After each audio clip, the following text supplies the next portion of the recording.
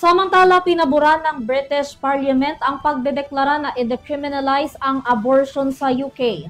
Sa naturang batas, magiging legal na para sa mga kababaihan sa naturang bansa ang pagpapalaglag. May report si Kim Plagata.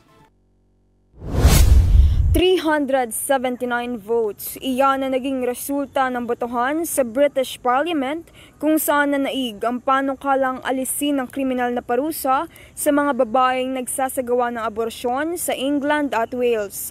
Ayon sa bagong panukalang batas, hindi na maaaring kasuhan ng mga babaeng sumasailalim ng aborsyon kahit lumagpas na ang pagbubuntis nito sa 24 na linggo o kaya ay hindi nakasunod sa legal na proseso. Ang panukala na ito ay binuo kasunod ng mga ulat na mahigit 100 kababaihan ang naimbestigahan ng pulisya sa nakalipas na 5 taon, kabilang ang ilan na nakunan lamang o nagkaroon ng komplikasyon sa pagbubuntis.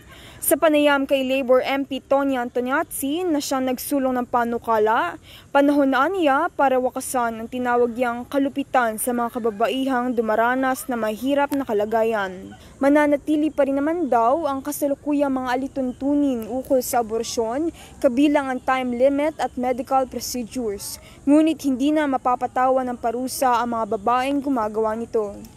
Samantala, kailangan pang dalhin ang kabuuang panukala sa House of Lords bago ito ganap na maging batas.